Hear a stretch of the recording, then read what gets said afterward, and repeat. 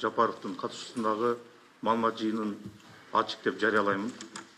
Уважаемые коллеги, представители средств массовой информации, мы начинаем пресс-конференцию с участием исполняющего обязанности президента Кыргызской Республики, премьер-министра Садыкова.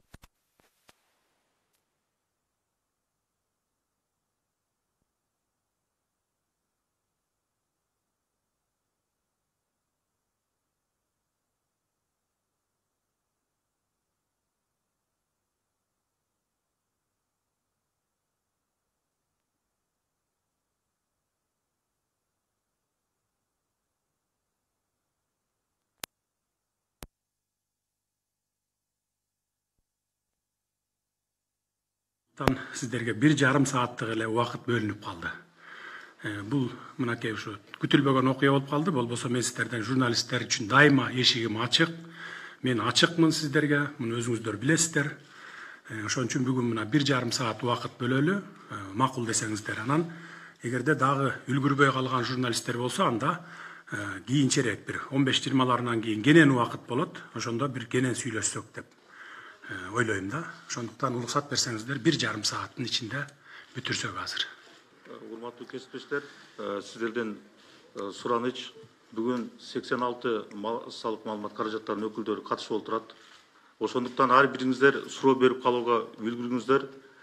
Ар бириңиздерге бирден гана суроо берүүгө мүмкүнчүлүк түзүлөт. Анда биринчи сөз, биринчи микрофон 24 кежи Жазгүл Масалиева. Саламатсызбы, Садыр Нуркожоевич. Мен конституциялык реформа боюнча суроо берейин дегем. Бул конституциялык реформанын айланасында суроолор көп. Сиздин оюңузду бир мандаттуу шайлоо боюнча гана беребиз. Ошол эле учурда азыр айрым маалыматтарга караганда президенттин ыйгарым укуктары күчөтүлүп, бийлик бир колго топтолот. Бул диктатурага алып келбейби? Андан сырткары азыркы норма, конституциянын азыркы редакциясы боюнча президент бир эле мөөнөткө шайланат. Бул нормага дагы өзгөртүү киргизилеби же бир эле мөөнөткө президент болууга макулсузбу? Андан сырткары конституциянын редакциясы Венециялык комиссия тарабынан дагы жактырылганы туура. Эгерде ошондой эл аралык коомчулук тараптан жактырылбай калса, биз эл аралык коомчулуктун нараазычылыгына дуушар болбойбузбу? Рахмат сурооңузга. Конституциялык реформа боюнча бул жалгыз эле менин талабым эмес, бул элдин талабы. Анткени өткөн жолку элдин толкундоолору ошо партиялык системага каршы, анан бийликтин жүргүзүп жаткан саясатына каршы деп чыгышкан. Азыр конституциялык долбоор даярдалып жатат. Буну баягы адистер даярдап атат. Өкмөттөн бар, президенттин аппаратынан бар, коомчулуктан бар. Буну жакын арада парламентке алып чыгып беришет. Бул долбоорун гана берет. А парламентте кандай талкуулап, кандай конституцияны кабыл алат, аны парламент жана ошол коомчулук чечет дагы.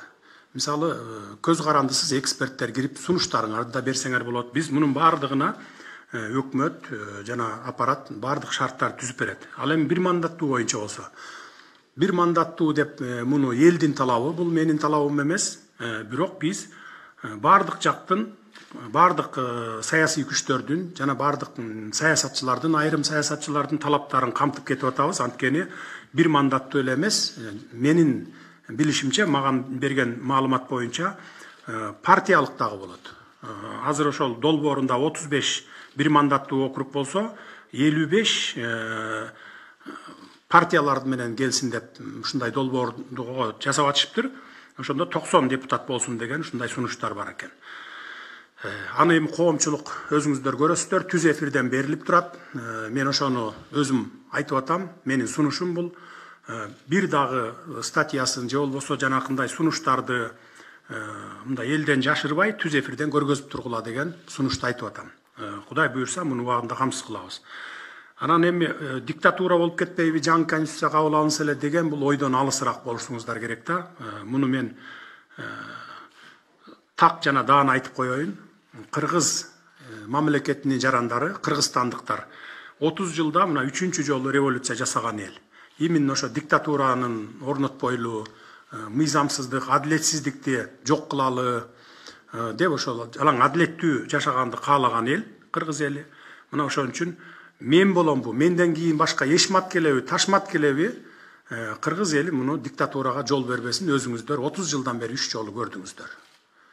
Анан кийин мен деле өзүм мен болом бертең же башка болобу, аны диктатура орнотоюн деген мен эгер Кудай буйруп болуп калсам, андай ниетим жок. Бизди билесиздер, мына 2 жолку революцияда диктатура орнотууга аракет кылгандар дагы болгон. Ошол эле мезгилде бийлик колуна тийгенден кийин саясатчыларды куугунтуктаган мезгилдер болгон, баягы буйрутма өлтүрүүлөр болгон, анан жана журналисттерди дагы бычактап кеткен учурлар болгон. Бул жолу мен бардыгына ошо суранып айтып аттым, саясий куугунтук болбосун деп ачык дагы айттым, муну көрдүңүздөр. Саясий куугунтуктарды журналисттердин бирөөнө дагы эч ким тийбесин, ар ким өзүнүн баягы ойлорун ачык жана айкын айтып турганга шарт түзүп берели деген талаптарды койдум. Мына бүгүн мындан ары да ошондой талаптар уланат. Эч кандай диктатура же болбосо бирөөнү куугунтуктоо болбойт. Второй микрофон Айдан Абдубаитова, Кактус Медиа. Даярдансын, биринчи микрофон де-факто Амантур Мусагулов.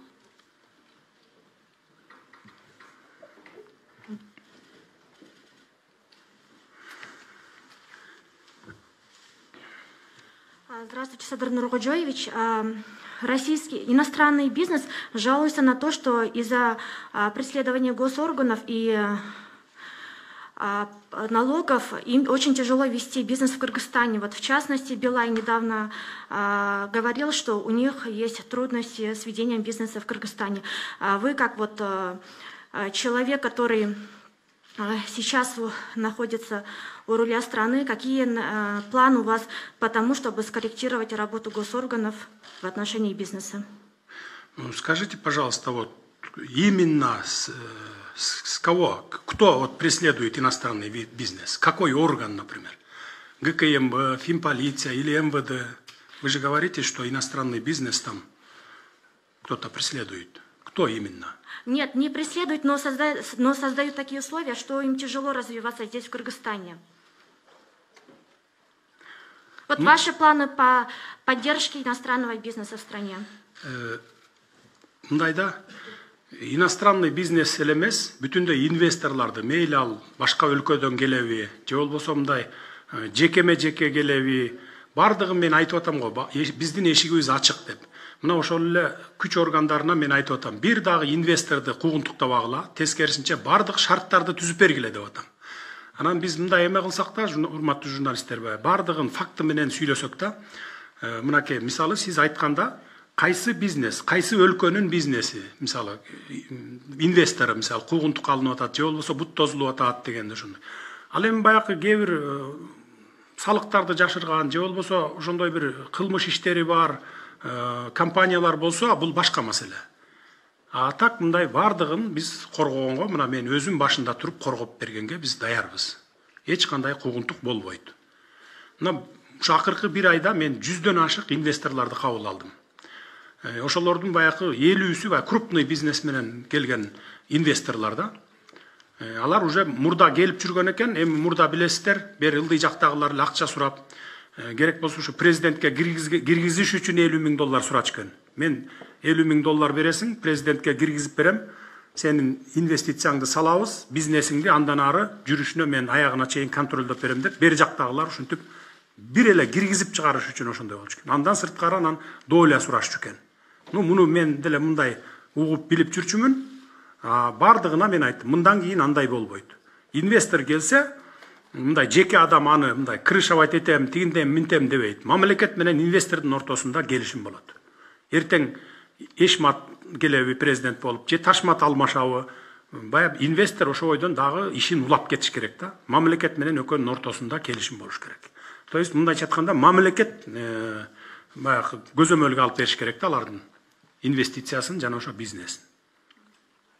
Инвестордун дагы, мамлекеттин дагы кызыкчылыгы бирдей сакталыш керек. Рахмат. Де-факто Амантур Мусагулов. Даярдансын. Экинчи микрофонго Акмарал Борукеева, НТС. Саламатсызбы, Садыр Нуркожоевич. Биринчиден эми өзүңүздүн президенттин милдетин аткаруучу ыйгарым укуктарыңызды токтотуп, аламан жарышка аттанып атабыз, ийгилик каалайбыз. Ал эми менин берейин деген суроом төмөнкүчө. Бүгүнкү күндө азыр интернет тармагы абдан өнүккөн. Ушул социалдык тармактарда эл ичинде коомдун кызуу талкууга кабылган сөз бул тышкы карыз боюнча болуп атат. Мына ушул тышкы карыздын мөөнөтү жакындап калгандыгына байланыштуу көп сөз болуп атканын өзүңүз дагы билесиз. Анан сиз өткөндө ушу кен байлыктар боюнча жеринде таанышып жүрүп, түштүк жергесине барганда биз тышкы карыздарды өзүбүздүн ресурстар менен, тагыраагы кен байлыктар менен төлөсөк дагы болот экен, ушул жолу дагы бар экен деген сөздү айттыңыз. Сиз ушинтип айтып оозуңузду жыйганча эле коомчулукта Садыр Жапаров тышкы карызды төлөө үчүн нарындагы жетим тоону берген аттыр деген сөз дагы эл арасындагы аябай талкууга алынып кетти. Мына ушул боюнча эгерде сиз Кудай буйруп президент болуп калсаңыз, тышкы карыздарды төлөө боюнча нарындагы жетим тоону башка өлкөнүн жарандарына же болбосо сырттан келген инвесторлорго бересизби же бербейсизби? Сурайын дегеним мындай болот, Садыр мырза, сиз ушул кумтөр маселеси боюнча аябай чоң резонанстуу материалдарды көтөрүп куугунтукка кабылгансыз, аны коомчулук дагы билет. Эртеңки күнү жетим тоонун тагдыры кумтөрдүн тагдырындай болуп калбайбы? Жана өзүбүз ушуну иштетсек болобу? Рахмат, жакшы суроо бердиңиз. Жетим тоонун 1% эмес, 1 тал куму берилбейт. Куму берилбейт. Өзүбүз иштетебиз. Жетим тоо мененби же башка жак мененби, башка ресурстарыбыз менен Кытайдын карызынан кутулуу жолдорун биз издеп атабыз азыр. Кутулуу жолдору бар, аны табабыз. Чечилбеген маселе жок, аны да чечебиз. Мына жетим тоо боюнча бул ушак сөз. Жетим тоону берет экен деп. Мен муну кумтөрдү жакшы эстетип кеттиңиз. Мындан 8 жыл мурда мен кумтөрдү алалы дегенде каршы чыгып, ошого бут тозуп, керек болсо бир эмес 2 жолу камалып чыктым. Мына эми 8 жыл өткөндөн кийин кап ошол мезгилде Садыр Жапаров туура айткан экен. Ошол мезгилде алып койсок, быйыл мамлекетибизге 15-16 миллиард доллар киреше алып келмек экен деп атасыздар мына. Айрым журналисттер бар, саясатчылар бар. Мына бүгүнкү күнгө чейин депутат болуп жүргөндөр дагы бар, ошол мезгилде каршы чыккан. Ошондуктан бул биз кумтөрдүн катасын жетим тоо болобу, же башка кен байлык болобу, биз кайталабашыбыз керек. Тарыхтан сабак алышыбыз керек. Ошо сизге ошол ар кандай азыр Кыргызстанда эч нерсе жашыруун эмес да. Бул ошол сөз болгон. Жетим тоодо 5 миллиардтан ашык темирдин запасы бар да, тонна. 5 миллиард тоннадан ашык. Бул бир 50 миллиард доллардын тегерегиндеки биздин сырьё боюнча запасыбыз да. Анан ушунун сырьёсу менен баякы сырьёсун берип кутулсакпы деген сөз болгон. Азыр деле ал сөз уланып жатат. Анткени муну бул сырьё менен гана да, мындай сырьё менен. Бир дагы бир чет мамлекеттин катышуусу болбойт, биздин өзүбүздүн гана катышуубуз болот. Эгерде ошо менен кутула турган болсок. Бир дагы процент башка өлкөлөргө бербей туруп кутулабыз. Анткени мына мисалы кара кечени алалы, көмүр алып ТЭЦке берип атпайбы? ТЭЦке берип атат, элге сатып атат. Жөн эле тоо болуп жатат кара кече. Анан ошонун четинен барып эле баягы казып алып эле ташып атат. Бул жетим тоо дагы ошондой да. Четинен эле казып эле сырьёсун ошол эл аралык дүйнөлүк баа менен сатсаң эле, ошондо бир жылда биздин эсеп боюнча бир жылда 1 миллиардка жакын долларынан кутулуп койсок болот. Жөн гана сырьёсун берсек эле. Ал эми биздин чек арага чейин, Торгартка чейин ошо 300 километрдин ар жак бер жагы болот экен. Ошол жерге мисалы ошол темир тоодон алып чек арага чейин өзүбүз ташып берип турсак, бүт өзүбүздүн жарандарды иштетсек, ошондо бир жылда ошо 1 миллиард долларга жакын сырьёну биз Кытайга берип эле ошондон ошонун акчасын алып, анан жеке эле Кытайдын карызы эмес, башка карыздарды да кутулуп койгонго мынакей бир жолу. Бул бир жолу да. Башка дагы бир 2-3 варианты бар, аларды кийин сүйлөшүүлөр жолунда чечебиз. НТС даярдансын. Саламатсызбы, Садыр Нуркожоевич, Акмарал Сабаттар НТС. Менин суроом да ушул тоо кен тармагына байланыштуу болмокчу. Кече жакында өзүңүз аймактарды барып кыдырып келдиңиз. Анан бүгүнкү күндө мына жер үй токтоп турат. Андагы техникалар өрттөнгөн. Анан ушул жер үйдүн кийинки тагдыры кандай болот? Ошол суроону берейин дедим эле сизге. Анан кийин ушу жер үйдү өрттөгөндөр кандайдыр бир кылмыш жобуна тартылабы? Бүгүнкү күндө. Бизде буга чейинки лицензия берилип иштеп аткан баягы кен байлыктар иштейт мындан ары дагы. жер үй, анын ичинде жер үй да бар. Мен өткөндө Алабукка Чаткалды кыдырып келдим. Ошол иштетпей аткан элди барып, эл менен сүйлөшүп, мындай жакындан сүйлөшүп, аларды макул кылдым. Ошол келип иштеп аткан, мурда иштеп аткан ишканаларга тоскоол болбогула, мындан ары дагы иштесин деп. Мурун берилип калган лицензия иштеп атат, ишмердүүлүктөрүн жүргүзүп атат. Аларды токтотуп койгондон мамлекет дагы, биз дагы, алар дагы, анан эл дагы пайда көрбөйт да. Бул только зыян тартат. Ошон үчүн азыр Алабукка Чаткалдагылар баары ишке киришти. Жер үй боюнча дагы сүйлөшүүлөр жүрдү. Мен Таласка Кудай буйрса барганда эл менен да жолугам. Аяка дагы түшүндүрүү иштерин жүргүзөбүз. Жер үй дагы иштейт. Ал эми баягы мамлекеттин элдин кызыкчылыгын ошо иштеп баштаса, кийин отуруп алып туруп анан чечебиз деп атабыз да. Анткени бир сыйра баардык ошол жер кен байлыктар боюнча биз ревизия жүргүзүп, текшерип көрүп, мындай ичинен текшерип көрүшүбүз керек да баардыгын. Андан кийин отуруп алып макулдашуулар жолу менен тартып албайбыз, басып албайбыз, же болбосо баягы зордоп албайбыз. Макулдашуулар жолу менен эл дагы ыраазы, мамлекет да ыраазы, инвестор да ыраазы болгудай кылып чечебиз деп атабыз. Буюрса чечилет. Ал эми өрттөп кеткен боюнча, жанагы техникаларын өрттөйүптүр, дагы бирдекелерин, имуществолорун өрттөйүптүр деп атат. Аларды териштирилип атат азыр. Азыр жаңыдан териштирүүлөр башталды. Аны кийин сиздерге маалымат беребиз дагы. Кенжебек Арыкбаев, Айгай пресс, даярдансын Супер КЖ маалымат агенттиги. Рахмат Нуразы. Айгай пресс кесинин башкы редактору Кенжебек Арыкбаев. Урматтуу Садыр Нуркожоевич, сиз жакында, жакынкы учурларда эл менен болгон жолугушууларыңызда өзүңүздүн мамлекетти өнүктүрүүгө болгон асыл максаттарыңыз бар экенин, ошол эле учурда бир жылдын ичинде өлкөбүз оң жагына өзгөрөрүн, аны эл сезерин, ушундай сыяктуу жакшы убадаларыңызды бердиңиз. Ошол эле учурда бирок турмуштун реалдуу призмасы менен карасак, азыр экономикабыздын абалы чындап эле оор, деги эле бардык сфераларда абал анча кубанычтуу эмес. Мына ушундай кырдаалда сиз эгер чындап эле сиз айткан жанагы асыл тилектериңизди ишке ашырып, өзүңүздүн миссияңызды ыраттуу өтөсөңүз, анда сизге ким болбосо дагы бардык тараптан кандай алкоолор айтылса да жарашат. А эгерде андай болбой калса, коомчулуктун назарында кандай пикирлер күтүп турганын өзүңүз деле түшүнүп турган чыгарсыз. Ошондуктан сизге ийгилик. Ал эми мен сизге берейин деген суроом, 5 октябрда эл парламенттик шайлоонун ыплас өткөндүгүнө байланыштуу көтөрүлдү. Аянтка 1000 адамдар чыкты. Алардын арасында сиз дагы эң биринчи алдыга акыйкатты, адилеттүүлүктү, калыстыкты коем деген пикирлериңизди байма-бай айтып жаттыңыз. Ошол эле учурда, ошол аянтка чыккандардын арасынан саясий лидерлер дейинчи, айрымдары мамлекеттик жооптуу кызматтарга барып отурушту. Кээ кайбири сиздин алдыдагы президенттик шайлоо штабыңыздын бир олуттуу бөлүгүн жетектеп турган ниетте турат. Дагы бири болсо жакынкы учурларда сиз менен тандем түзүүгө үлгүрдү.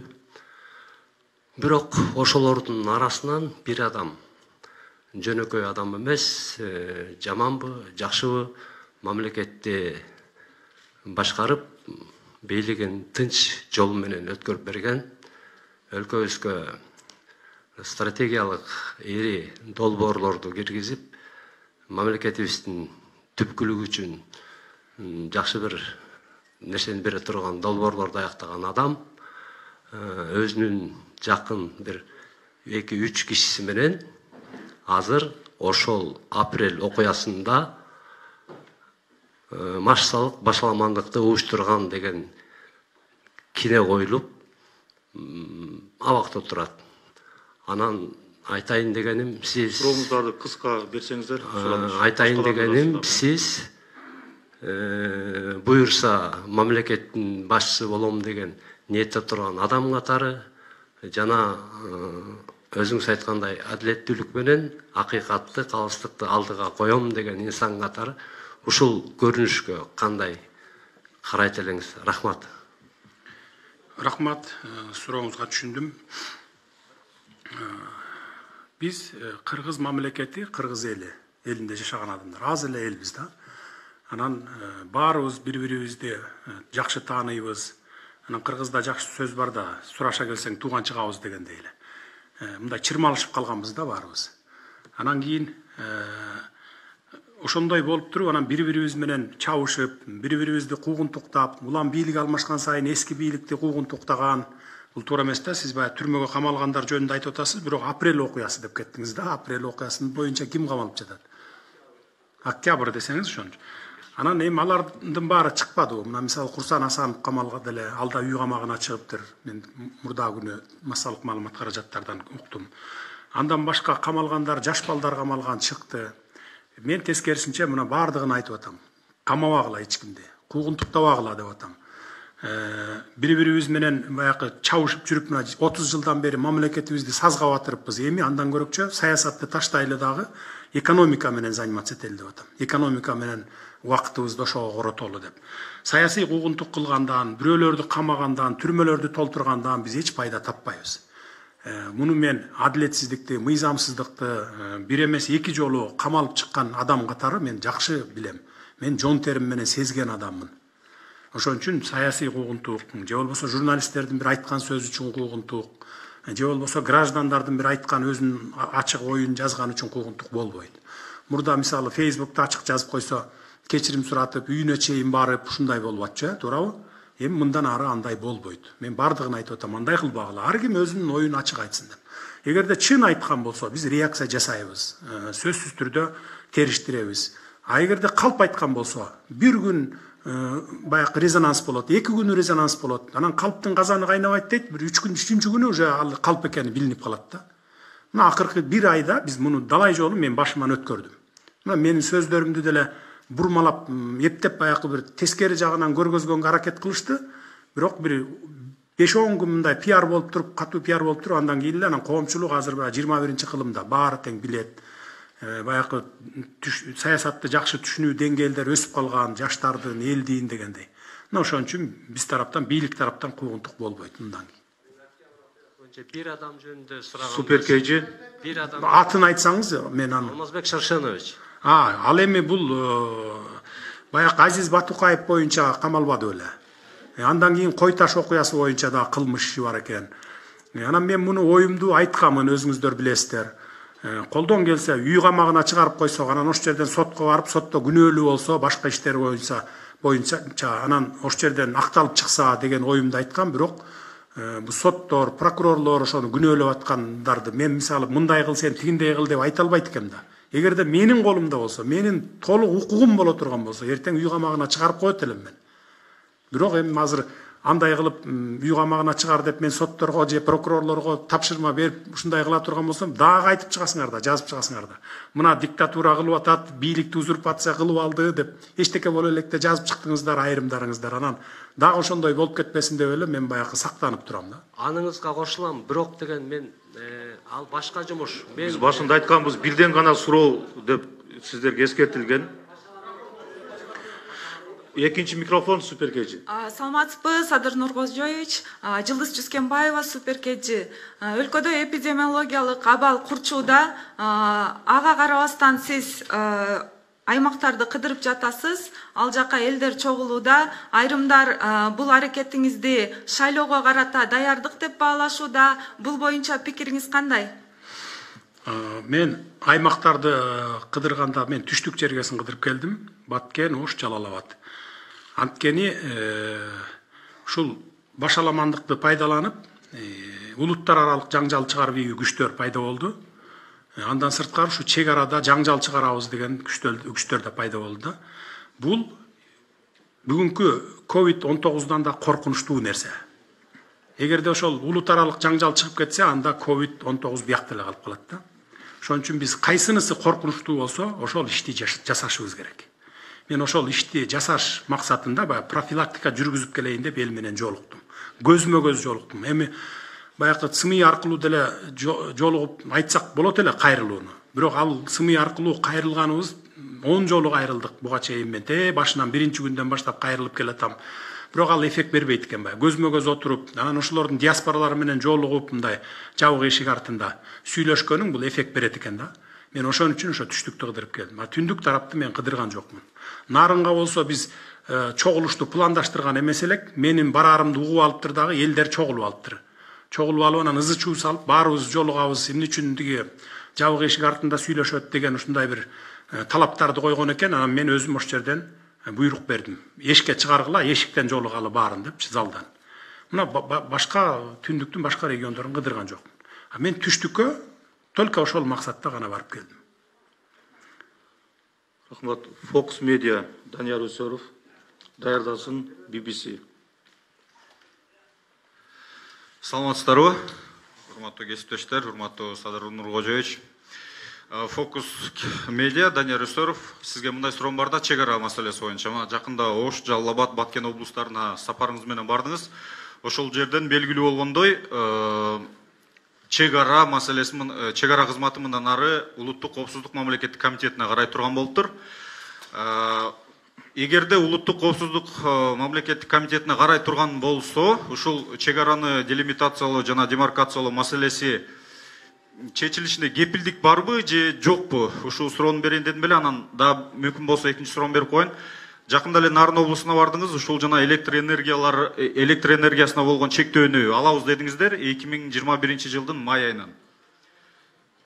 Эгер май айынан ала турган болсок, ушул эмки ОЗПга, осенне-зимний периодка жабдыктар, ошол эле көмөк чордондор даяр болобу же даяр болбойбу? Ушуну эксперттер менен бир талкууладыңарбы?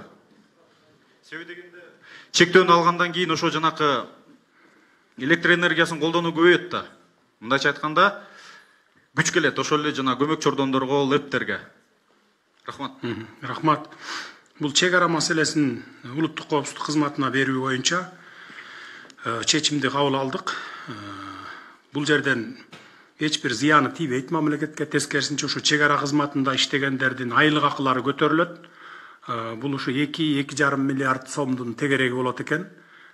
Ал акчаларды дагы биз булактарын таптык. Ошондуктан ушундай чечимге келдик. Анткени биздин СНГ өлкөлөрүнүн дээрлик баардыгында чек ара кызматы ушу улуттук коопсуздук кызматынын курамында турат экен. Мурда эле турчу, ошол илгертен бери, Союз мезгилинен бери ошол өзгөрүлгөн эмес да. Чек ара маселеси Кудай буйрса чечилет деп ойлоп атам. Мына 30 жылдан бери чечилбей келе жатпайбы азыр? Талаш тартыштар болот. Ошону коңшу өлкөлөрдүн айтымында биздин Кыргызстандын бийлик тарабынан созулуп келатат экен да, баягы чечилчү маселелер. Ошондуктан биз көпкө созбой тез аранын ичинде чечкенге аракет кылалы деп ушундай чечимге келдик. Кудай буйрса чечилет. Электр энергия боюнча биз адистер менен кеңештик, эксперттер менен талдадык өзүбүзчө. Чектөөнү алып салалы деген чечимге келсек деле болот экен азырчы. Бирок көпчүлүгү баягы эл, эгерде алып салсак, эл азыр электр энергияны үнөмдөш үчүн, чектен ашып кетпеш үчүн көмүр колдонуп атат да. Эгерде алып салсак, анда көмүрдү колдонбой калат дагы, анда аябай күч келет экен дагы, трансформаторлор атылып, жарылып, анан кыштын күнү ошо катастрофа болуп кетет деген бир чечимге келип, ошо менен быйыл кышта токтотуп калдык. Майдан баштап, май-июндардан баштап алсак болот экен чектөөнү. Болот. Анын баарын талдадык, анын баарын кеңешип кестик. То есть, мындайча айтканда, ар бир чечимибизди 7 өлчөп бир кесип атабыз. Рахмат. BBC даярдансын, акча бар. BBC радиосу, аты жөнүм Азиза Марат кызы. Шыкуунун жыйынында Владимир Путин сизге кайрылып Кыргызстан тууралуу айтып жатып, Кыргыз, Кытай проекттери бар экенин айта кетти. Сиздин оюңуз ушул Кытай менен болгон проекттер боюнча, мындан аркы анын жүргүзүлүшү боюнча максаттарыңыз, пландарыңыз кандай болот? Ошол жыйында дагы мен айттым, улантылат. Биз мурдакы өзүбүзгө алган милдеттерибизди жана кол коюлган макулдашуулардын баардыгын ишке ашырганга аракет кылабыз. ар бир ушу долбоор мейли кайсы мамлекет болбосун, Кытай менен, Россия менен, коңшу өлкөлөр менен же жанагы башка Европа өлкөлөрү менен болгон макулдашуулардын баардыгы улантылат. Акча бар, даярдансын элдик медиа. Саламатсызбы, Садыр Нуркожоевич, Акча бар финанс порталынан Мейир Маникеева. Садыр Нуркожоевич, айтып кетсеңиз, сиздин геосаясатыңыз кандай, негизги планы кандай геосаясат боюнча? Анан буга чейин Эркин Асрандиев, мурунку вице-премьер-министр, сиз менен эмне үчүн кызматташуудан баш тартканын ачык айтып жазган. Бул сиздин эжекеңиз Райгүл Жапарова байланыштуу болгондо, бул боюнча да комментарий берип кетсеңиз. Рахмат. Рахмат. Геосаясат боюнча биз адистер менен, аксакалдар менен, баары менен кеңешип иш алып барып атабыз. Жаңылбай, жазбай иш алып барууга аракет кылабыз. Эркин Асрандиев боюнча болсо, мен муну ошол таануучу эмесмин. Баягы вице-премьер-министр болуп иштегенин дагы билген эмесмин. Жаңы биз биринчи күндө бийликке келген күндөн баштап мен ошол вицелердин немелерин алдым, резюмелерин. Алып анан биринчи ушуну же болбосо жанакы азыркы Минэкономика Санжар мырзаны ушул экөөнүн бирөөнү биринчи вицеликке сунуштаган. Сунуштаганда бул өзү баш тартыптыр. Андан кийин Санжар мырза да баш тартыптыр. Андан кийин анан үчүнчү жолу Артем Новиков макулдугун берген экен, бирок мен өзүм сүйлөшкөн эмес элем, ушу аппарат сүйлөшүп, анан биринчи вицени Артем жетектеп калды, биринчи вице Артем барып калды. Бул Эркин Асрандиевдин жазган сөзүн окудум. Эжем боюнча жазган экен, банкты жетектеген, анан баягындай акчаларды чыгарып кеткен, андай мындай депчи. Бул өзү толук маалыматы жок, баягы мага оппонент катары жүргөн саясатчы экенин билдим ошол убакта. Мунун баардыгы менин эжекем боюнча саясий заказ болгон. Мунун баардыгынын ишин кылмыш иши жашыруунда эмес, ачкан заказ менен ачкан кылмыш иши. Барып таанышып көрсөңүздөр болот. Эгерде сиздерди кызыктырса, мен өзүм деле ошо копияларын алып сиздерге толук берсем болот. Ошол жерден анан көрөсүздөр да. Баягы мурдакы саясий бийлик. Мен эми 8 жыл, 10 жылдан бери куугунтуктабадым. Мен эле эмес, бүтүндөй бир туугандарымды, үй бүлөмдү, жакын досторумду куугунтуктады, кызматтан алды. Бардыгы кээ бирөө качып чет өлкөлөрдө жүрүштү. Так эле ошондой сыяктуу мына менин бир тууган эжем да ошондой болгон да. Бул Асрандиев ошол банкты баягы жоюлган кезде банкка неме болгон турбайбы, жана консерватор деп коебу, консерватор болгон экен да. Анан ошондо ошол баягы козголгон кылмыш ишин окуп алып эле баягы биринчи жазганга эле обычно баягы эл дагы ишене берет го, жамандап жазса эле ишене берет, анан кийин баягы чындык чыгат, убакыт өтөт, чындык чыккандан кийин анан кайра мындай турбайбы деп калат да. Сиз дагы ошондой ойлоп атасыз, болушуңуз керек да. Элдик медиа, андан кийин Марва ТВ. Элдик медиа порталынан Баисова Жылдыз, саламатсызбы, урматтуу Садыр Нуркожоевич. Райым Матраимов боюнча чечимди мен кабыл алдым дедиңиз эле. Ошондо сиз сотторго чалдырыппы же айттырып Матраимовду камабагыла деген болосуз да. Эгерде андай болсо, көз карандысыз сот системасы эмне болот? Жок, сиз жаңыласыз. Райым Матраимовдун иши сотко жете элек. Муну улуттук коопсуздук кызматы алып келип жапкан. Улуттук коопсуздук кызматы алып келип жапкандан кийин эле маган кабар беришти. Мына кармап келдик, бияка жаптык, камаган атабыз деп. Анан ушу бир 6-7 саат бою сүйлөшүүлөр жүрүптүр. Муну камап койгондо биз мамлекетке бир тыйын акча алып келе албайт элек. Ошондон анан биз мен саясий чечим кабыл сурандым. Мен сурандым, улуттук коопсуздук кызматынын төрагасынан муну камап койгон менен эмне пайда дедик. 6-7 саат ошондой совещание өттү бизде. Анан кийин бул өзү дагы ачыгын айтты, мени камап койгон менен эч нерсе келбейт, андан көрө мен ошол баягы мамлекеттен алганымды же болбосо баягы мыйзамсыз байыган мүлктөрүмдүн баарын, акчамдын баарын Кыргызстанга кайра алып келип киргизип берейин деп ушундай сурангандан кийин ушундай саясий чечимди кабыл алдык биз. Буга чейин 10 жыл, 15 жылдан бери деле биздин тарыхыбызда болуп келатпайбы? Камап койдук, мына саясатчылардын көбү камалды, 100гө жакыны камалды, майда чүйдөсү менен кош эсептегенде. Бирок бир тыйын акча кайра кустубу? Кускан жок да. Мына Атамбаев боюнча эле алалы, Атамбаев жана анын тегерегиндегилер боюнча 2 жылдан бери камакта жатат. Бир мүлкү мамлекетке бүгүн мына могу мүлкүн алдык, же бир 5 сом төктүрүп алдык деген жок да. 2 жылдан бери биз миллиардтарды колдонуп, мамлекеттин, ошо сиз менен биздин акчаларыбыз, карапайым калктын акчасы, бюджеттин акчасы. Ошо менен биз багып келатабыз бүгүн. Мына мындан ары дагы багабыз. Анан келгиле мындай бир иштин көзүн билип, көзүн көрүп турсаң, ушул туура багытта кетет деп, көзүн көрүп турсаң, ошол багыт менен кетели. Бул менин чечимим, бул Кыргызстанда биринчи эле жолу болуп аткан жок да. Дүйнөлүк практикада колдонулуп аткан, башка мамлекеттер колдонуп аткан бул практика. Камап койгондо эмне пайда? Мамлекетке чыгым келет. Андан көрөкчө кустуралы, бардыгын алалы дегендей. Адаттан тыш бир суроо бергим келип атат. Негизи Бирден гана суроо, Марва ТВ, андан кийин Азаттык. Саламатсызбы, Садыр Нуркожоевич, саламатсыздарбы, урматтуу маалымат каражаттарынын өкүлдөрү. Менин атым Улукбек, Марва телекомпаниясынын башкы директору. Урматтуу Садыр Нуркожоевич, азыр өлкөбүз оңой эмес кырдаалда, анын ичинде сизге дагы бүгүнкү мындай бир убакыт аз. Ошол себептен бизде бир ушул эң көйгөйлүү болуп аткан бийликке эң ишенбестиктин башаты ушул аймактардан башталып атат. Буга чейинки бийликтер ошонун тагдырын көрдү. Жергиликтүү бүгүн ошол коррупционерлер борбордо эмес аймактардан да башталса деген ойду айткыбыз келет. Андан сырткары мына 2013 жылы Атамбаевдин президенттик учурунда Кытай өлкөсү менен Кыргызстанда келишим болгон, 35 жылдык келишим. Ал келишимде жанагы Туркменистандан өтүп аткан газ түтүкчөсү жөнүндө. Мына ушул жерде бир топ коррупциялык чоң схемалар бар экендигин эксперттер ачык айтып чыгышкан. Ошол эле учурда алай өрөөнү, чоң алай өрөөнү эки жака бөлүнүп каларын дагы эксперттер айтты да. Мына ушул маселеде жанагындай 1 метр 1,45, 1,22 метрлик чоң түтүкчөлөр болорун белгилешкен да. Анан жанагы келишимде эч кандай бир арендасы, ижара акысы, бир конкреттүү көрсөтүлгөн эместиги, жана коопсуздугун ошол Кытай өкмөтү коргоорун, мына ушундай түшүнбөстүктөр бүгүнкү күнгө чейин эл арасында айтылып, эксперттер талдап айтып келди, бирок эч кандай бир ачык талкуулар болбоду.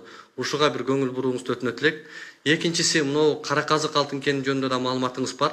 Мына ушул мурдагы президенттин учурунда да ушул маселени койгонбуз, фактыларды алып барып далилдеп астына тыштаганбыз, бирок тилекке каршы бүгүнкү күнгө чейин бир натыйжалуу жыйынтык болбоду. Оштун прокуратурасынан келип, күч органдары басып коюп аткан да. Мына ушул маселеге эми сизден чоң үмүтүбүз бар, чоң ишеничибиз бар. Ушундай аймактардагы чоң уурулуктарды ооздуктайт деген үмүттү айткыбыз келет. Рахмат. Рахмат. Эми аймактарга да жетебиз. Коррупция боюнча биз эми ишибизди жаңы эле баштадык да. Анан бая жаңы эле төрөлгөн баладан эле мындай салыштырмалуу айтканда, силер тур сен чуркап кет бас деген эле талапты койбой кое тургула, эми жетели эми кичинага чейин. Азыр жаңы эле ишти баштадык. Газ түтүкчөсү боюнча муну изилдеп чыктык. Мурда $4 менен 1000 куб метрине баягы $4 деп түзүлгөн экен эң биринчи келишим. Андан кийин 3кө түшүптүр, анан кийин 2ге, анан азыр 1,8ге ошондойго чейин түшкөн экен да. Бул эми баягы коррупциялык элементтери бар экен. Мен ойлоп атам, азыр кайра сүйлөшүүлөрдү жүргүзүп, бизге эл аралык баа менен гана коюп бергиле, башка эч бир жекече ишкердин же болбосо бир бийликтин тууган уругунун эч кандай кызыкчылыгы болбойт. Бир гана мамлекеттин кызыкчылыгы болот, бирок ошол эл аралык тариф менен болсун деген талапты коелу деп атабыз да. Биз ошону алдын ала сүйлөштүк, баарын изучать эттик. Бул боюнча маселени чечебиз. Бирок бул түтүкчө салыныш керек. Бул бизге эле эмес, кошуна өлкөлөргө, бардыгыбыз элге пайдалуу нерсе да булчу. Бул эчтеке бизден токос сурабайт, наоборот тескерисинче жылына бир 100 миллион тегерегинде, доллардын тегерегинде пайда алып келе турган нерсе. Анан ошол жергиликтүү Азаттык, андан кийин даярдансын коом пресс. Бирок жергиликтүү элге ошону койсо болобу? Жергиликтүү эл пайдаланса болобу ошол газ түтүкчөсүнөн? Эми аны ошол салынуу баягы стройканын жүрүшүндө көрөбүз. Андай ар кандай варианттарды сунушташты азыр эксперттер, адистер. Аны ушул эми токтоп турат, алчы азырынча токтоп турат. Баягы пандемиядан кийин токтогон экен, анан ушул биздин баягы коррупциялык моменттер аралашып кеткен да адамдарыбыз. Ошондон анан токтотуп койгон. Негизи бул эки мамлекеттин ортосунда жүрүп аткан чоң проектлерге жеке адамдар киришпеш керек да. Мейли диги жакыны болобу бийликтин, же болбосо алысы болобу, же досу, же болбосо тууганы болобу, андайлар кийлигишпеш керек. Андайлар кийлигишип кеткен чоң проектлер сөзсүз токтоп калат да. Ошон үчүн биз Кытай мамлекети менен Кыргызстандын ортосунда эки мамлекеттин гана ортосундагы келишим болуш керек бул. Ортодо жеке адам аралашпаш керек да. Бул жерде жеке адам аралашып кеткен үчүн ошону токтоп калган. Биз муну кайра жандандырабыз. Азаттык. Саламатсызбы? Бакыт Төрөгелдиұлы, Азаттык радиосунан. 90-га жакын адамдын өлүмүнө себепкер болгон Курманбек Бакиев жана анын жакындарын кармап келип, аларды камап, Кыргызстандан чыгарып кетти деген кеминде бир 300 миллион долларды өлкөгө кайтаруу аракетин көрөсүзбү? Себеби учурда колуңузда бийлик бар, тиешелүү күч органдарынын жетекчилери да сиздин саясаттагы үзөңгүлөштөрүңүз да. 2010 жылкы окуя боюнча жалгыз эле Бакиевтерди күнөөлүү эмес, башкалар дагы күнөөлүү болуп калат да, эгерде мындай чындап адилеттүүлүк менен териштирсек. Эми ал кылмыш ишине жете элекпиз. Биз анын үчүн анын баардыгын кайрадан баягы көтөрүп чыгып, каратып, изилдетишибиз керек да. Ал эми баягы 300 миллион боюнча мен караштырайын, эгерде документтери баардыгы баягы неме болгон болсо, мунун артынан түшөбүз. Азыр ага жете элекпиз. Курманбек Бакиевтерди, анын жакындарын, ошол кездеги жогорку жетекчилерди Кыргызстанга экстрадиция маселеси боюнча сиз ойлонуп көрдүңүзбү? Анан кантип алып кетсе болот? Биз бул маселени көтөрөбүз, сөзсүз түрдө. Бул бүгүн эле эмес, же эртең эле улана турган нерсе эмес. Бул 10 жылдан бери келатат го. Экстрадиция кылып бергиле деп ген прокурор сурап атат. Алмазбек Атамбаев канча жолу айтты. Андан кийинки бийликте эле айтып атат. Бирок буга мен азыр жете элекпиз да. Бир иштегенибиз, толук кандуу иштегенибиз 10 эле 15 күн болду го. 10 эле күн болду. Позициям мен ошо улантам ошол ишти. Мурунку бийлик ошо жүргүзүп келаткан ишти улантабыз. Баяна Кулова, Коом пресс, андан кийин дайылдансын Мир ТВ. Саламатсызбы? Коом пресс, Баяна Кулова. Садыр Нуркожоевич, учурда өкмөттүн кышка жана коронавирус боюнча даярдыгы кандай? Ошо кышкы даярдык боюнча айтып кетсеңиз, анан учурда көрүп атасыз, күнүгө 500дөн ашык адамга коронавирус жугуп атат, чыгып атат, ондогон адамдар өлүп атат. Деги эле буларды даярдоодо азыр айтылып атат, больницаларда орундар калбай калыптыр деген сөздөр бар. Анан медикаменттер жетиштүүбү, орундар жетиштүүбү, ушул боюнча кененирээк маалымат бериңизчи, сизде барбы? Коронавирус боюнча күнүгө 2 жолудан маалымат алып атам, эртең менен кечинде. Орундар бар, жетиштүү. Сизге бирөө айтып аткан болсо, орун жетишпейт деп, ал калп. Кышка даярдык Кудайга шүгүр, даярбыз. Көмүр запастары бар. Апрель-майга чейин жете турган запастар бар, дагы келип атат. Коронавирус боюнча дары-дармектерибиз 3 ай, 4 айга чейин запастары бар. Бүт бардыгы. Дагы башка коңшу өлкөлөрдөн, жана биз союздаш өлкөлөрдөн дагы келери күтүлүп атат. Медиктер канчалык деңгээлде даяр? Медиктердин саны аз болуп атат. Чындыгында медиктер аз. Баягы мурда чечилбей келген акчаларын чечип бердик. Анын баарын бюджеттен баягы бериле турган акчаларын баарын бердик. 300 миллион сомдун тегерегинде берилбей аткан экен мурда. Баягы медиктердин акчалары 200 миңден, анан жанакы иштеген иштери кызматтары боюнча өкмөт убада берген акчаларын баарын чечип бердик. Азыр бир гана маселе турат, ошо медиктердин эмгек акысын кантип көтөрүп беребиз деген. Чтоб баягы кызыгыш үчүн, кайра жумушка көпчүлүгү келиш үчүн, эми көбү коркуп баягы кетип калды да көбү коронавирустан кийин. Анан азыр бизде планыбызда бар, ошо 40%ке чейин көтөрүп берсек деп. Бул бирок эмдиги жылкы бюджетибизге жараша ошо көтөрүп берсек болот экен. Эгер 40% көтөрсөк, ал дагы бир 2 миллиард, 2,5 миллиарддын тегерегинде бюджетке дополнительный акча болот да ошондо. Биз бул жагын карап атабыз. А так, Кудайга шүгүр, баары бар. Рахмат. Мир ТВ, андан кийин Нур телеканалы. Добрый день, Садыр Нуркожоевич, Жазгуль Каримова, телеканал «Мир».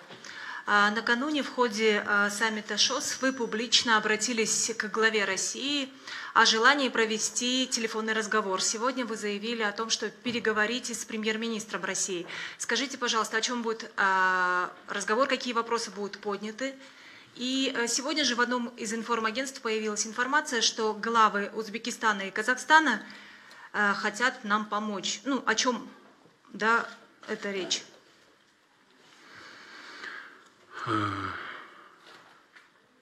Бүгін Россияның премьер-министрі Мишустин, жолдаш Мишустин менен болот. Сөз ал жерде айтыла турган маселелер бар, коомго айтылбай турган да маселелер бар. Ошол маселелер боюнча болмокчу сөздөр. Муну кийин угасыздар да. О 100 миллионах помощи будет речь или нет? Бул боюнча буга чейин да болгон. Бул мага жеткен маалыматтар боюнча бул маселе чечилген. Бул маселе боюнча сөз болбойт. Рахмат. Нуртовы, андан кийин Говоритовы. Нуртовы Каныбек Темиров, саламатсызбы? Садыр Нуркожоевич, мынакей тоо кен тармагындагы көптөгөн ишканалар азыр токтоп калганда, сиз азыр айтып атасыз жанданды депчи. Бирок мына ушул токтоп калганы бюджетке өтө ири чоң чыгымдарды алып келгени бул маалым. Анан жумушсуздар дагы отурат. Ошондо иштегендер, ушундан улам ушул иштер, ишканаларды кайра жандандыруу боюнча кандай аракеттер көрүлүп жатат жана коопсуздук маселеси кандай болуп атат? Анткени себеби айрым жерлерде кандайдыр бир топтун опузасы менен эле токтоп калгандар бар. Мына сиз азыр айттыңыз, түштүк жергесине барып келдим, алар иш жанданды деди, бирок эч бир жер иштеген эмес. Билбейсизби, билбейм. Бирок дагы бир маселе ушул тоо кен секторундагы салыктын жүгүн көтөрүү маселеси коюлганда, эгерде ушул салыктын маселеси көтөрүлсө, инвесторлор мынакей коопсуздук болбой атат, булар келбей калуу коркунучу жокпу? Сиз ушуга кандайча ушу аракеттер көрүлүп жатат? Тоо кен тармагы боюнча, мисалы сиз ошо Алабукка чаткалды кендер боюнча айтып атасыздар да. 3 күндөн бери губернатор ошол жакта жүрөт. Жалал Абад боюнча өкмөттүн өкүлү да. Ошол жакта жүрөт, эл менен жолукту. Баары ишке киргенге уже жанданып баштады. Бир момент бар, мен сиздин оюңузду билип турам. Бозумчак кени боюнча Кылыч Шанаев деген мырза бир 5-6 баланы 10 чакты баланы уюштуруп алып барып иштетпейсиңер деп ушундай бут тозуп атат экен. Ал баланы дагы мен мындай социалдык түйүндөрдөн жакшы тааныйм. Бүтүн Кыргызстандын активдүү мүчөсү. Ошондуктан мен ошол жигитке да кайрылып кетемин. Антип бут тозууңузду токтотуңуз. Ал бут тозууңуз жеке маган эле эмес, бүтүндөй Кыргызстанга, ошол аймактын элдерине болот да. Өзлөрүнө өзлөрү кылган болот. Андан көрө ошол тоо кен тармактары жанданып иштеш керек. Андан кийин биз, мен айтып атам дагы 5-6 айдан кийин, жарым жыл жазга чейин барып туруп, анан отуруп алып туруп сүйлөшөбүз. Элдин кызыкчылыгы, ошо жергиликтүү элдин кызыкчылыгын дагы камтыш керек. Кен байлыктар иштеген жерде. Мамлекеттин дагы кызыкчылыгын камтыш керек. Ошол эле мезгилде аларга дагы шарт түзүп беришибиз керек. Мына биз ошого чейин ошол Кылыч Шанаев мырзага айтат элем, бут тозбой, андан көрө тескерисинче жардам бергиле. Ошол жанданып токтоп калган тоо кен байлык немелери, баягы мекемелер иштеп кеткенге жардам бергиле деп айтат элем. Салык боюнча эмне кандай көз? Салык боюнча аны адистер менен кеңешип, жет өлчөп биргесели. Мен азыр айта албайм ал боюнча. Мен адис эмесмин ошо. Рахмат. Говоритовы, андан кийин 7-чи канал. Саламатсызбы, Говоритова мультимедиалык агенттигинен Гүлназ Мединова. Финансы министрлиги тарабынан тышкы карызды төлөө үчүн элден каражат топтоо боюнча мыйзам долбоору даярдалгандыгы белгилүү болду. Албетте каалагандар каражат которсо болот, бирок ошол эле учурда буга каршылар дагы болуп жатат. Айтайын дегеним, мамлекеттин карызын элден чогултуунун өзү туурабы, сиздин пикириңиз кандай? Элден каражат топтоо боюнча мыйзам деген туура эмес, мыйзам долбоору даярдалды деген. Мыйзам эмес ал. Биз жөн гана каржы министри президенттин фонду деп счет ачты да банктан.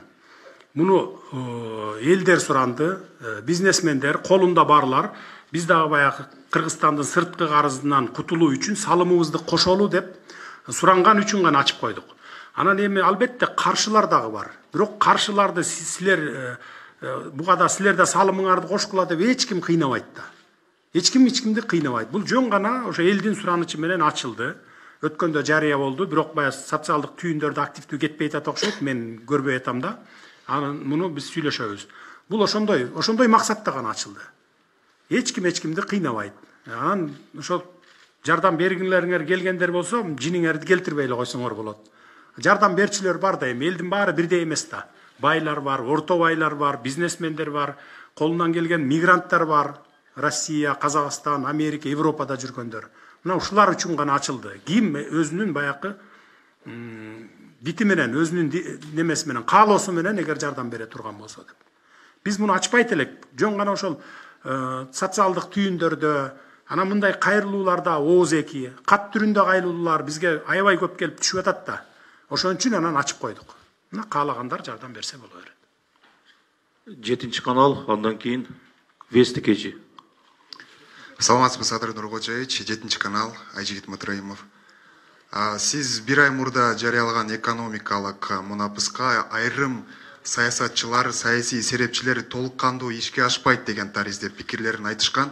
Сиз өзүңүз ойлогондой жыйынтык берип жатабы? Рахмат. Кудай буюрса, мыйзам иштелип чыккан. Ал азыр бүгүнкү күндө жогорку кеңештин кароосунан өтүп атат. Эгерде жаңылышпасам бүгүн өтөт болуш керек. Толук кандуу 3 окуудан өтүп, мага келсе кол коюп коюп, анан кетем. Бул боюнча экономикалык мунапыс боюнча мыйзам эртең бүрсү күндөн баштап күчүнө кирет. Анан мен ойлойм, бул ийгиликтүү ишке ашат. Ийгиликтүү ишке ашат деп ойлойм. Азыр пока мыйзам жок эле, мен аттарын атабай эле коеюн, жана бир айым суроо бердилер, ушу Райым Матраимов боюнча ошого кошумча кылып айтып коеюн. Бул Райым Матраимов төбөсү көрүнгөн гана адам болгон үчүн ушунчалык резонанс болуп атат. Төбөсү көрүнгөнү да бар, көрүнбөгөнү да бар башка саясатчылар дагы. Азыр кийин ушул айдынбы же кварталдын жыйынтыгы менен болобу, укук коргоо органдары жалпы элге коомчулукка отчетун берет. Ошондо көрөсүздөр да. Бул боюнча өзлөрүнүн каалоосу менен келип баягы күнөөсүн билген адамдар өзлөрү мына деп бул боюнча баягы мамлекеттен уурдаганын кайтарып аткан учурлар бар азыр. Пожалуйста, Вести KG. Здравствуйте, Садыр Нуркожоевич. Медина Купсалдаева, Вести KG. У меня следующий вопрос. Если в ходе борьбы с коррупцией выявится причастность Сооронбая Жээнбекова, будет ли он лишен статуса экс-президента и привлечен к ответственности? Бул сурооңуз боюнча эгерде аны чындап эле оор кылмыштарга эгерде катыштыгы болсо, анда бардыгы мыйзам чегинде жооп берилет да. Мыйзам чегинде карайбыз. Азырынча андай эч кандай кылмышы жок. Рахмат. Назар Ньюс, андан кийин Факты KG. Мен мага деле берип койсоң болот эле. Очередь. Нуркожоевич, ден соолуктарыңыз жакшыбы? Жакшы, Кудайга шүгүр. Садыр Нуркожоевич, мен Райымбек Матраимов тууралуу суроо берейин деген, бирок сиз Райымбек Матраимовдон башка кишиге кылмыш козголобу деген суроого өзүңүз азыр эле жооп берип койдуңуз. Мен сизге суроом, бул өтө оор да, бирок кимдир бирөө үчүн мен үчүн аябай оор. Садыр Нуркожоевич, саясаттын баары кара жерге кирсин, бирок бир акыркы учурда Кыргызстанда кырдаал аябай оор. Аны ак көз кара көздүн баары эле түшүнүп турса керек. Россия Федерациясынын президенти Путиндин көз карашынан карасак Кыргызда силер аман эле болгула дегендей таризде калтырып атат. Албетте мамлекеттин акыркы 10 жылдагы урашына сиздин такыр тешеңиз жок. Бирок бул суроону берүү мен үчүн өтө оор. Бирок бул суроону беришим керек сизге. Сиздин оюңузча Кыргызстандын келечеги барбы?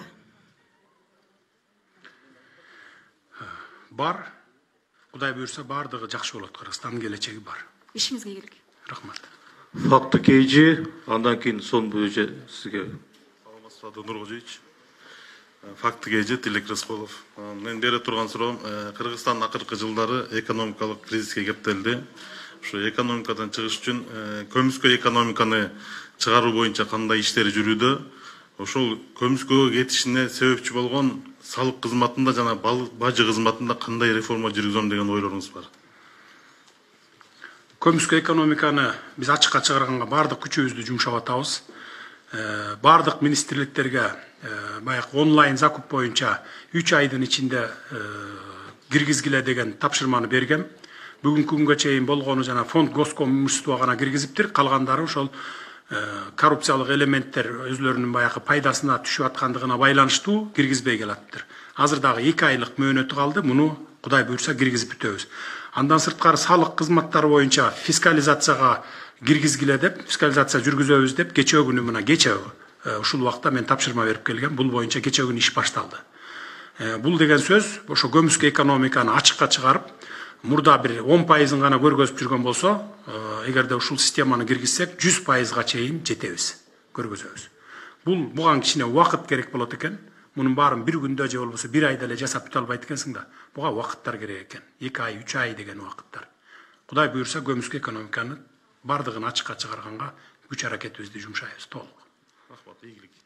Сомбу Кадырова, андан кийин 5-чи канал. Арбаңыз, денсаулыктарыңыз жакшыбы? Жакшы. Сиз өмүр бою калыстыкты, адилдикти чын ниетиңиз менен издеп келгендигиңиз үчүн жараткан сиз тарапта болду. Жаратканым колдосун. Сизди жаратканым колдоп, элдин башына ишеничтүү жетекчи болуп бересиз деп мен ишенем. Биздин өлкөдө сиз келгенден кийин люстрация маселеси көп каралып атат. Люстрация маселеси эң биринчи кыргыздын идеологиясы кайнап турган массалык маалымат каражаттарынан башталыш керек. Башкача айтканда, КТР телеканалынан. КТР телеканалы билем сиз наразы болуп, ушул жактан көп чыкпай калган видеолоруңуз бар. Бул жерге сиз чыгууга зар болуп жүргөн күндөр болгон. Мына ошол учурда иштеген журналисттер орун алып, 20 жылдап, 30 жылдап ушул жер атасынан калгандай болуп басып алгандар бар. Мына ошол тазалануу эң биринчи КТР каналынан башталышы керек деп ойлойм. Биз азыркы моментте дагы ошолор өзүбүздүн арабыздан бийликке өзүбүздүн арабыздан алып келишибиз керек деген адамдар чуркап жүрөт.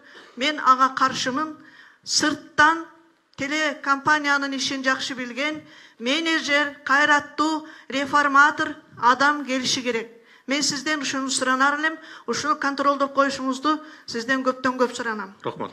Сырткары мен сизге могу китепти бул китеп сиздин кыйналып, кысталып жүргөн кездеги өтө баалуу китеп деп ойлойм. Буга мындан кийин көп китептер чыгышы мүмкүн. Мындан кийин көптөгөн ырлар жазылышы мүмкүн сизге. Бирок ушул китептин ичиндеги ой тилектер ишке ашып кеткендигине өтө кубанычтуумун. Мунун ичинде менин дагы сизге арнаган ырым бар. Ошол ырды кайра окуудан мен тажабаймын. Сизге ишиңизге ийгилик, бар болуңуз, ар дайым элдин башында элге ата болуп жүрө бериңиз. Сизди кыргыз эли бел тутат. Рахмат. Рахмат, урматтуу журналисттер. Люстрация деселе, биз дайыма бир нерсени түшүнөбүз да, камаш керек, куугунтукташ керек, антиш керек, минтиш керек депчи. Камоо жолу менен биз люстрация кыла албайбыз да. Аны менен маселе чечилбейт. Биз ошон үчүн конституциялык реформаларга барып атабыз. Башкаруу системасын өзгөртөлү деп атабыз. Бир эле КТРда эмес, бардык мамлекеттик структураларда өзгөрүүлөргө баралы деп атабыз. Мына Кудай буюрса, жаңы конституция кабыл алынса, жаңы өкмөт түзүлсө, жаңы структуралар түзүлсө, министрликтер, андан сырткары ушу мына сиздердин КТРда дагы ошондо бай иллюстрация кылып, бардыгын жаңылаганга сиздерде мүмкүнчүлүк түзүлөт. Кандай жол менен? Мисалы, КТРКда мында 30 жылдан бери 1000 тегерегинде адам иштеп келатасыздар, КТРКда. Бирок ошол эле мезгилде мына акыркы 15 жыл дебейин, бир 10 жылдан бери КТРКны көп киши көрбөй калган да. Мамлекеттер баягы мындай сыртынан карап коет да көрбөйт. 1000 адам иштеген КТРК. Бюджеттен миллиардтаган сомдорду колдоносуздар, аласыздар, коротосуздар. Ошол эле мезгилде, мисалы НТС каналын алалы. 30-40 адам иштейт. 5-чи каналды алалы. Жаңы телевидениялар пайда болгон Next TV, New TV деген, регион 7-чи канал деген мисалы. Ошолордо 40-50 эле адам иштейт, бирок КТРК берген каналдарда эле программаларды берет да, передачаларды. Элдин көпчүлүгү бөлүгү ошолорду көрөт да. Ана мындай салыштырып көрсөңүздөр да, 1000 адам иштеген, миллиардтаган акча колдонгон КТР менен баягы жеке телеканалдардын кимисин көбүрөөк эл көрөт, анан эффективдүүлүгү кандай болуп атат. Шуну салыштырып көрүп эле анан жыйынтыкты чыгара берсеңиздер болот. Ошондуктан ушул реформалар башталганда сиздер дагы өзүңүздөр мына калыс адамдардан башыңыздарга коюп, мына аксакалдарыбыз отурат, өмүр бою ошо журналистикада келаткан, телевидение тармагында, радио тармагында келаткан аксакалдарыбыз отурат. Ушулардан, жаштардан мындай прогрессивдүү идеясы бар жаштардан аралаштырып комиссия түзүп, анан ушул кыскартууларга барсаңыздар да. Кыскартууларга барып, анан кийин кайрадан ошол КТРКнын башчысынан баштап тегил пол жуугучуна чейин конкурсный комиссия түзүп алып туруп ошо менен тазалап алсаңыздар, мына ошондо иллюстрация кылдык деп айтсак болот да. Тынчтык жолу менен, бир мындай бирөөнү куугунтуктап камоо жолу менен эмес. Мен дагы бир жолу айтайын, камоо жолу менен биз көп нерсени чече албайбыз. Экинчи микрофон, 5-чи канал. Раз. Максат Леспеков, 5-чи канал. Мен кыскартууну ошол азыр мен адамдар жөнүндө кеп кылган жокмун, структурасы жөнүндө айтып атам. Бирин-бири кайталаган бөлүмдөр көп. Бирин-бири кайталаган управлениелер көп. Башкаруу немелери көп. Ушулардын бардыгын компоновать этип, бириктирип, ушул жолун айтып атам. Ал эми керектүү адам, кереги жок адам дегенди сиздер ошол башында түзгөн комиссия өзү чечиш керек да. Ал керектүүбү, кереги жокпу, бири-бириңерге жагабы же жакпайбы, кыйын адис болсо, башы иштеген болсо, идеясы күчтүү болсо, анан ошол менеджер болсо, андайларды баягы четтетпей баягы неме кылыш керек да, калтырыш керек да. Анан аны коллектив жакшы көрөбү, жаман көрөбү, бул жагына карабаш керек. Анткени мамлекеттин иши бул. Мамлекетчилдик менен караш керек да. А эгерде жеке компанияң болсо, анда боло берет эле. Бирок ошондой бардыгы ошол карысынан жашына чейин şu мамлекетчилдик деңгээлде ойлонуп, аны ошону караш керек да. Экинчи микрофон, 5-чи канал. Саламатсызбы, Садыр Нуркожоевич, атым Максат Леспеков. Айтсаңыз, өлкөдөгү чыныгы экономикалык абал азыр кандай?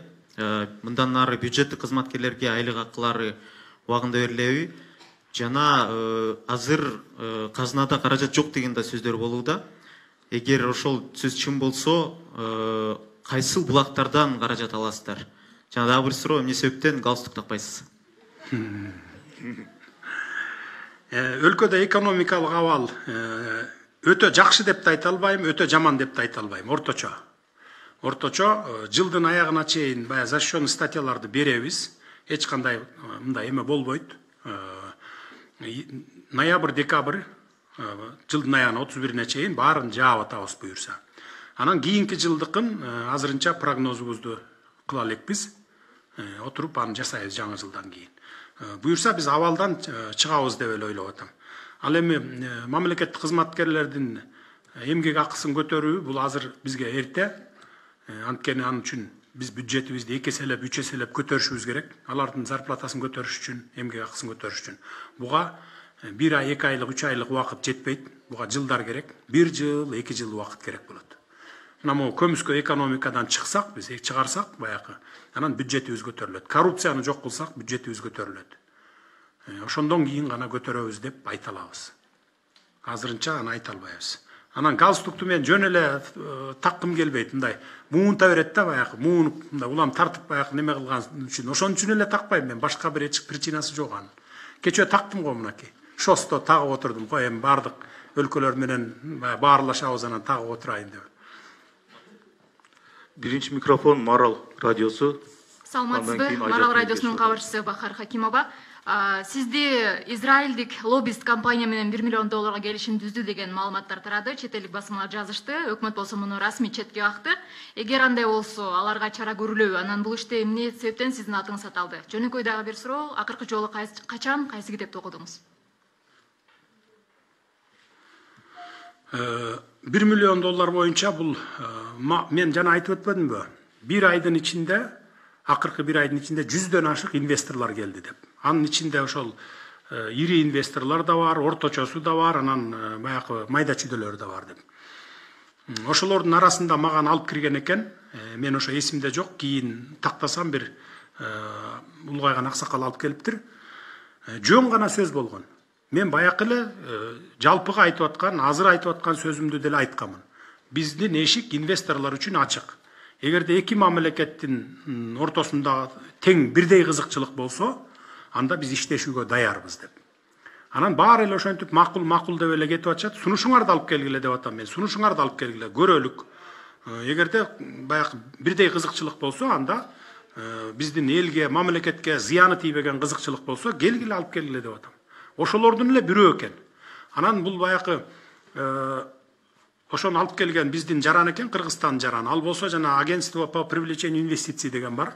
Ошолорго кайрылып бизге МИДке кагаз жазып бериңиз, ушул инвесторлорубуз кийинки келгенде Кыргызстанга тоскоолдуксуз келсин деген суроо менен кайрылган экен. Ал жаңы иштеп аткан бала, ал билбей эле баягы кол коюп ийиптир дагы МИДке ошондой кат жөнөтүп ийиптир. Бул эми баягы майда чүйдө гана кемчилик. Анан ушул майда нерседен чоң нерсе чыгарып туруп, баягы кара пиар менен неме кылайын дегендер ошондой эле баягы жүргүзбөй ишти да. Ушундай болду. Келишим түзүлүптүр деп. Эч кандай өкмөт менен алардын ортосунда келишим түзүлгөн жок. Эгерде инвесторлор менен келишим түзүлгөн болсо, мейли кайсы өлкөдөн болбосун, ким болбосун, биз ачык айкын түзөбүз.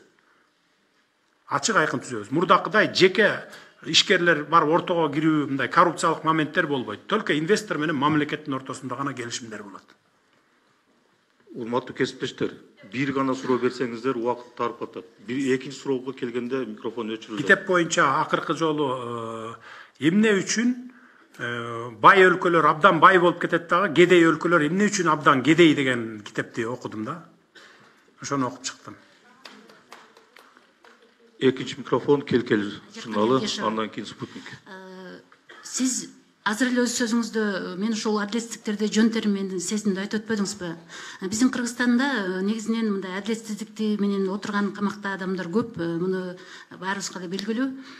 Ошондой жакын эле ошол адамдарга бир үмүт берилгиле да, ырайым берүү тууралуу, жаңы президенттин милдетин аткаруучу тарабынан ырайым берүү тууралуу кандайдыр бир эмелер болот деп, иш чаралар болот деп. Бирок кайра эле ошол эле учурда кайра эле бул ырайым берүүгө президенттин милдетин аткаруучунун укугу жок деп айтып чыгышты да.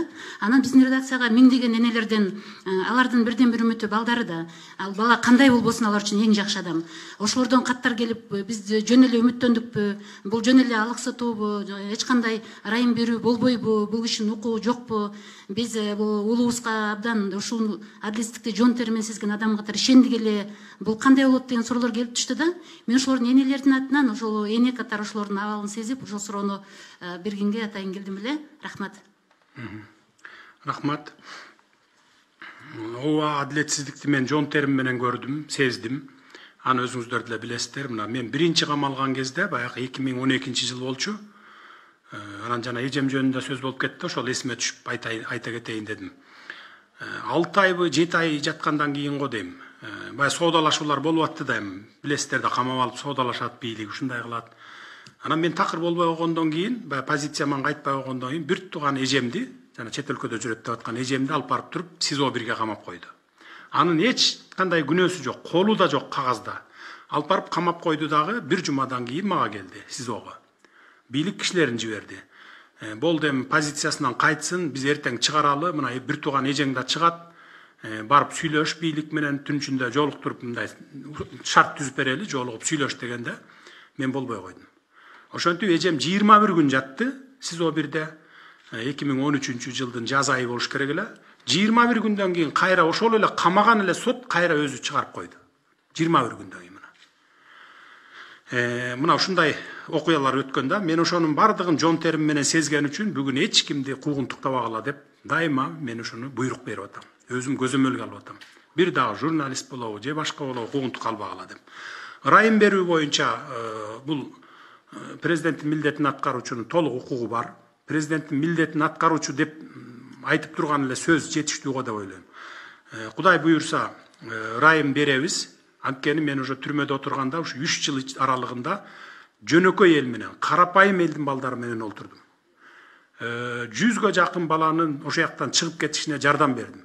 Адилетсиз, подставить этип камап коет деп коебузго, ошондой болгон, мыйзамсыз отурган, анан кийин ушундай майда чүйдө эле бирдеке менен отурган, далай тагдыры талкаланып калган жаш балдарга мен жардам бердим. Ошол отурган кездерде. Мен кандай жардам? Мисалы, кат сабаты жок, көпчүлүгүнүн кат сабаты жок болот да, тамга тааныбагандар болот. Ошолорго арызын жазып берип аттым, омбудсменге арыз жазып берип аттым, жогорку кеңешке, президентке ырайым жазуу боюнча берүү боюнча жазып берип жардам берип ошо жүздөгөн ашык баланы чыгып кетишине мен себепчи болдум. Эми ал жерде 150 бала эмес, 1000 деген балдар отурат. Мен мисалы төбөсү көрүнгөн адам катары ошо мыйзамсыз камалды, адилетсиз камалды деп баягы коомчулукка дайыма коомчулуктун чордонунда болуп турду. А мен оксогон 1000 деген адамдар отурат ал жерде. Ушу бир 5000 адам түрмөдө отурса, ошонун бир 2000 адамынын ичинде баягы адилетсиз отургандар бар да. Алар жалаң карапайым калктын балдары. Бир чиновник же болбосо бир чиновниктин баласы жок. Кантип отурат ал? Мисалы, мурда баягы биздин союздан бери калган адат бар да, ушул ички иштер кызматкерлери тарабынан, мисалы оперлердин тарабынан, мисалы бир роудуда 5 опер болсо, опер кызматкери болсо, 3 кылмышкерлерди кармап келе баштайт, баягы неме болот, баягы результат көрсөтөт, а 2 кармап келе албайт. Анан баягы башчысы отуруп, бул үчөөнөн эмне айырмаң бар деген отчет алат да, талап коет да. Силер булар монча кылмышкер кармап атат, а силер кармабай атасыңар деп. Анан бир көккө чыгып эмне кылат? Кылмышкер жок болсо бирөөнүн чөнтөгүнө бир анашаны таштай коет, же болбосо бирдеке таштай коет, бир ок салып коет, же пистолет салып коет, мына моуну мойнуңа ал деп туруп, ошону менен сотко алып келип, соттоп түрмөгө айдап ийген учурлар өтө көп кездешет. Мына бүгүн дагы бар да ошондойлор. Мына ушундай адамдар өтө көп, толтура. Анан мен азыр ошону талап кылып атам. Андай результат дегенди таштагыла. Мындай далил менен гана иштегиле, далил жок болсо антип талап кылып, сен результат бербей атасың, сен иштебей атасың деген талапты койбогула. Ал баары бир ошол кызматкер болуп иштеп аткандан кийин эл арасында профилактика жүргүзүп атат, сүйлөшүп атат, башка иш менен ишип атат, ошон үчүн зарплата алат мамлекеттен деп. Ал эми камакта жаткандарды бүгүн эртең кагаздары даяр болсо ырайым берип чыгарабыз. Бул жерде баягы адилетсиз жаткандар жөнүндө кеп болуп атат. Анан майда чүйдө кылмышкерлер да бар анын арасында, аларды да чыгарабыз. Анткени биз ошо 1000 деген адамдарды түрмөгө камап алып, биз миллиарддаган сомдорду жумшап чыгым болуп атабыз. Бизге мамлекетибизге эки жагынан зыян келип атат. Биринчи, элдин акчасын коротуп аларды багып атабыз. Экинчи, аларды үй бүлө, бала чака, эн ата, бир туугандарынан ажыратып коюп, түрмөдө кармап жатабыз. Мына ушул себептерден гана биз болушунча баягы ревизия кылып, баягы 2000ге жакын адам неме жазган экен, баягы райым берүү боюнча. Анын арасынан ошол азыр райым берүү комиссиясы карап атат, жаза аткаруу мекемелери карап атат. Ошолорду маган списогун алып келсе, райымды беребиз. Бул жерде мен ачык эле айтып коеюн, дароо эле азыр эле айтып коеюн. Киши өлтүргөн, жанагындай оор кылмыш жасаган, дайыма кылмыш жасаган, анан кылмыш чөйрөсүнүн мүчөлөрү бул жерде жок.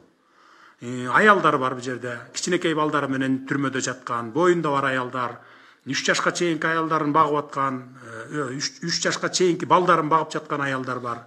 Анан сыртта баягы детдомдого кетирген, ошол түрмөдө жатканда 3 жаштан кийин балдарын детдомго айдап ийет, же болбосо туугандар алып кетет. 3 жашка чейин ошол жерде түрмөнүн ичинде багат аялдар. Мына ошолорду чыгарып атабыз. Мына ушундай кыйналган адамдарды чыгарып атабыз. Үй бүлөсүнө барып жанын баксын. Эки пайдасы бар. Биринчи, мамлекеттин акчасын экономдойбуз. Экинчи, аларга райым кылып, бир туугандарына, үй бүлө, бала чакасына барып кошуп атабыз. Биринчи микрофон, спутник, даярдасын, Шаиста. Саламатсызбы, Садыр Нуркожоевич, Спутник Кыргызстан агенттиги, Иламан Карымшаков. Мен сизге ушу региондордогу жолугушууңуз тууралуу суроо бергим келди. Ошол учурда 100 000 сомго чейин кредит алган үй бүлөлөргө өкмөт жардам бере турганын айттыңыз. Эгер аны эсептей турган болсо, 1 миллиард 200 миллион сом керек экен аны ишке ашырууга. Бюджеттин тартыштыгы 35 миллиард сом болуп жатканда, ал каражатты кайдан табасыздар? Анан ошол жолугушууга барганда, түштүк регионуна барганда 2000, 5000 адам баткан стадионду эл жолугуп жаттыңыз. Эмнеге мамлекеттин башында өзүңүз тургандан кийин карантиндик чектөөлөрдү эске албай жатасыз? Буну бир жагынан шайлоо алдында мамлекеттин эсебинен агит кампаниясын жүргүзүп алды деп атап жатышат. Буга кандай комментарий бересиз? Ушундан кийин таза шайлоо өткөрүүгө ишенсе болобу? Эми жолугушуулар боюнча жана дагы айтып өттүм, азыр дагы кайталап коеюн. Биз тигил айтып атат, бул айтып атат, бул журналист минтип жазып атат, же тиги сайт ушинтип жазат деп алардан коркпошубуз керек. Биз иштин көзүн көрүп тургандан кийин кыргыз элинин, кыргыз мамлекетинин тынчтыгы үчүн иш алып барышыбыз керек да. Биз алдыгы немелерден коркпостон ошондой алып барышыбыз керек. Мен жана дагы айтып өттүм, эгерде биз 2010-жылдагыдай көзөмөлдөн чыгарып ийсек, биз алдын ала баягы профилактика иштерин жүргүзбөсөк, анда деген улуттар аралык жаңжал чыгып кетсе, сиз айтып аткан баягы COVID-19 биякта эле калып калат да. Мына ошол максатта бардык. 2010-жылы билесиздер да, көзөмөлдөн чыгарып ийген да. Эч ким барган эмес. Ошол жердеги улуттук коопсуздук кызматкерлери кат жөнөтүп турган. Мына эртең болуп кеткен атат, бүрсү күнү болуп кеткен атат дегенде, эч кимиси тымпыйып жатып алган, үйлөрүндө уктап жаткан. А мен антип жаткым келген жок. Барып көзмө көз жолугушуп, ошолорду басып келдик. Макулдашып келдик. Андай барбагыла. Бул эки элге Кыргызстандын ичине жакшылык алып келбейт. Бул күндөр дагы өтөт. Ошон үчүн чыдагыла деп, ошолордун башчылары менен, диаспоралар менен жолугушуп келдик. Көзмө көз. Ал эми кредит боюнча 100 000 сомго чейин алынган кредиттер бул абдан көп экен. Анткени өзүңүздөргө белгилүү, 100 000ге чейин кандай адамдар кредит алат? Турмушу начар, баягы ылдыйкы слойдо жашаган жарандарыбыз алат. Биз ошолорго караштырып туруп, бюджеттин эсебинен эмес, бул бюджетке кирбеген акча. Бюджетте пландалбаган акча башка источниктерден таптык, таап туруп 1 миллиард 200 миллион сом жумшадык. 100 000 сом алган, 100 000 сомго чейин алган кредит алган жарандарыбыздын 3 айлык проценттерин жаап берели дедик. Анткени булар өзүңүздөр билесиздер, 1 жылдан бери эле, 2 жылдан бери эле суранып келатпайбы? Даже андан дагы ар жактан бери суранып келатат. Андан сырткары могул март айынан баштап пандемия башталганда ишсиз туруп калышты көбү. Базарлар жабылды, көп бизнестер токтоду. Ошондон бери абдан кыйналып келаткан слой да биздин жарандар. Ошолордун кайрылуусу источник биз таптык. Муну кийин отчет бергенде айтабыз, жылдын аягында. Дагы бир жолу кайталайм, бюджеттин акчасы эмес, бюджетке кирбеген акчадан источниктерден таптык. Любой нерсени чечилбеген маселе жок, бардыгын чечсе болот. Только иштеш гана керек да. Анан булар көп баягы кайрылуулар көп келип түшкөндүгүнө байланыштуу биз ушул ишти жасадык да. Мен өзүм билип эле же болбосо бир популисттик кадамга барып жасаган маселе болгон жок. Пикеттер болуп атат, мына топ болуп 40-50дөн 30-40-50 адамга чейин келип мага кирип атты акыркы бир айда. Мына момундай кыйналып атабыз, үйүбүздү залогко койгонбуз, же болбосо машинебизди залогко койгонбуз, алып атат деп кайрылып эле жүрүшпөйбү? Бир топ жылдан бери кыйналып жүрүшпөйбү? Мына ошондон кийин анан биргелешип туруп каржы министри менен, экономика министри менен жана башка бардык өкмөттүн мүчөлөрү менен, тиешелүү өкмөттүн мүчөлөрү менен ушундай чечимге бардык. Экинчи микрофон Суперинфо Гезди Шайыста, андан кийин клуб КЖ. Саламатсыңарбы? Супер ТВ, Шайыста Шатманова, Садыр Нуркожоевич. Сизге мындай суроо бар. Эгемендүү Кыргызстандын 30 жылдык тарыхында ажоолор ажыдарга айланып кетет деген бир мындай кызыктуу хикая жүрөт биздин коомчулукта. Анан ошо ажыдарга айланып кетүүнүн негизги көрсөткүчү катары, негизги десем, ошо көрсөткүчтөрдүн бири катары да. Азаттыкты ажоолор айтып баштайт, туура эмес маалымат таратып баштады депчи. Сиздин өлкө башчылыгына келгениңизге бир ай убакыт болду. Сиз дагы ошол салтты кыйгап өткөн жоксуз. Анан чочулоо жокпу сизде? Мындай ажыдарга айланып баратам или айланып кетейм деген. Иммунитет барбы ошого? Ажыдарга айланбайбыз. Буга мен өзүм ишенем. Ажыдарга айланбайбыз. Биз өткөндөн сабак алышыбыз керек. Өткөндөрдүн катасын кайталабайбыз. Ошондуктан мен буга кепилдик бере алам сиздерге. Ал эми азаттык боюнча болсо, мен азаттыкты ушу акыркы 8 жылдан бери бардык чыгармаларын, бар чыгарылыштарын тынбай угуп келгенмин. Түрмөдө жатканда дагы ошол эртең мененки 1-чи, 2-чи, 3-чү чыгарылышын, кечкисин тынбай укчу элем да. Акыркы бир ай ошо укканга убакытым жетпей калды эле. Анан өткөндө бир жума, 2 жума мурун азаттык ушинтип жамандап атат дегенден анан отуруп алып уктум. Атайы убакыт бөлүп алып уктум. Чындап эле баягы менин сөзүмдү сүйлөгөн сөзүмдү менин оюм башкача мындай толук жеткире албай калган оюмду бурмалап берип аткан дагы моменттер бар экен. Ошон үчүн мен Азаттыктан суранат элем, андай кылбаңыздар. Эгерде мындай бир толук менин оюмду бергиңиздер келсе, мен дайыма ачыкмын. Телефондон болсо дагы сиздерге мына менде эшигим дайыма ачык. Дайыма суроолоруңуздарга жооп берем. Түшүнбөй аткан маселелер болсо, менин өзүм жеке оюмду түшүндүрүп бергенге менин эшигим дайыма ачык сиздерге. Пожалуйста, первый микрофон, клуб КЖ. Андан кийин Туркел. Здравствуйте. Айда Дукоева, клуб КЖ. По действующей Конституции инициировать поправки в главный закон страны могут только парламент и избиратели.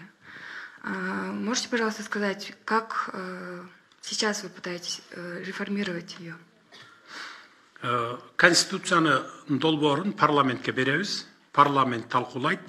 Эл дагы өкмөттүк эмес уюмдар, журналисттер бардыгыңыздар катышсаңыздар болот.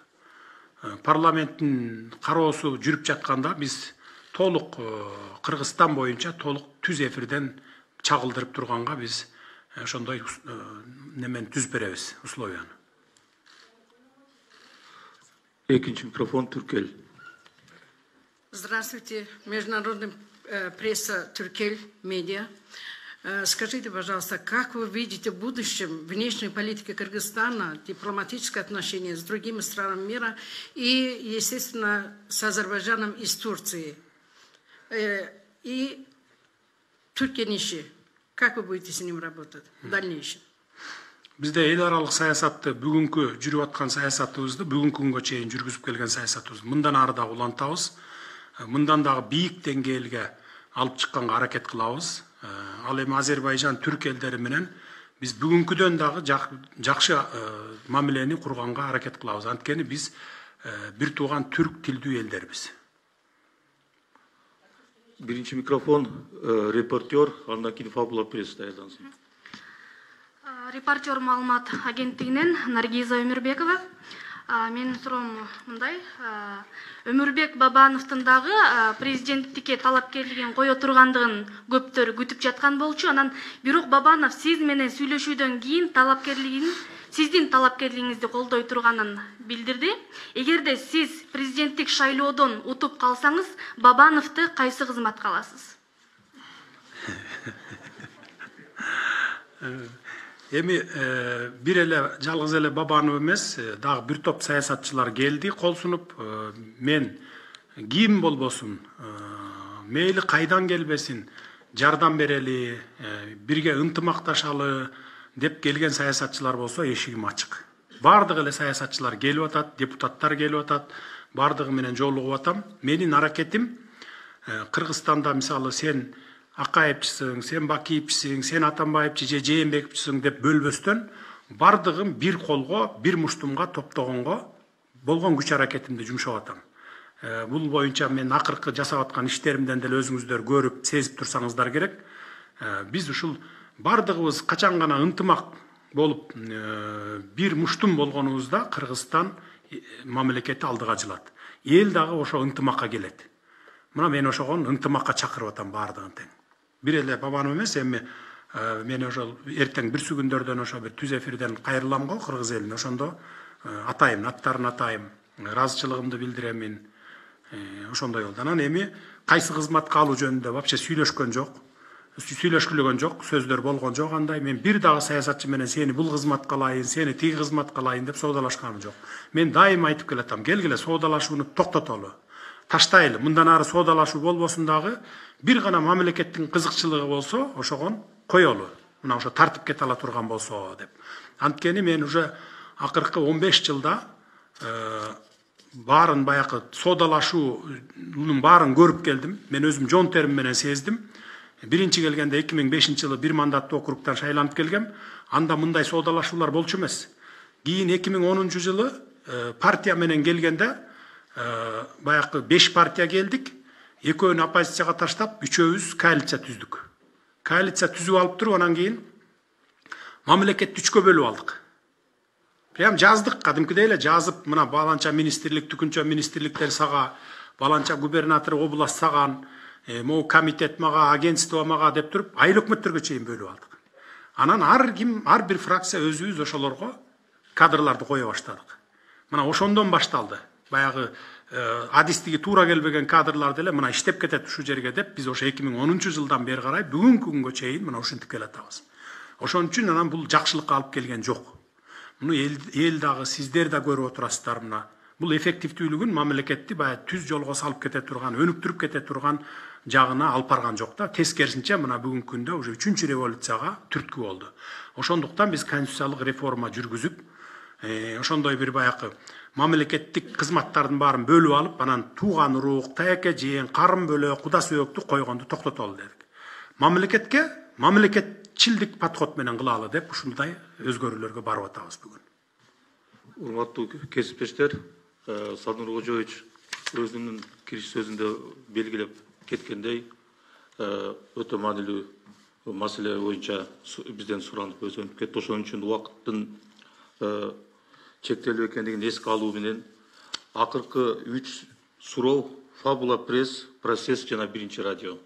Туура түшүнөсүздөр деп ойлойм.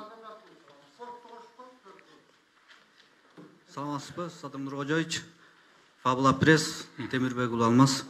Мен сизге суроом, бул коррупцияга байланыштуу. Сиз келгенден бери ушу коррупцияга каршы күрөш катуу болоорун билдирип келесиз. Мына 2018 жылдан бери Кыргыз темир жол ишканасы менен Меридиан логистик сервис компаниясы тарабынан мамлекетке 6 миллион 292 миң сом зыян келтирилиптир.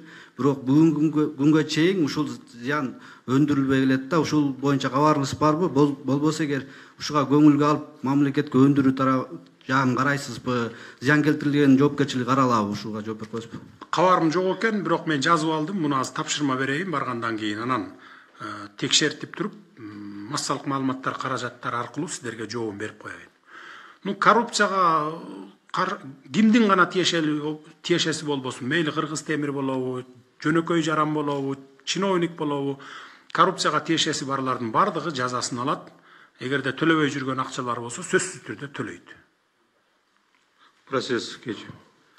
Урматтуу Садыр Нуркожоевич, процесс кечи болуп атат. Жапар, мен бир суроо болот. Сиз 15-нде президенттин милдетин тапшырып бересиз да, ошондо өкмөт башчылык милдетти да тапшырып бересизби биротоло? Анан экинчи суроом ошого эле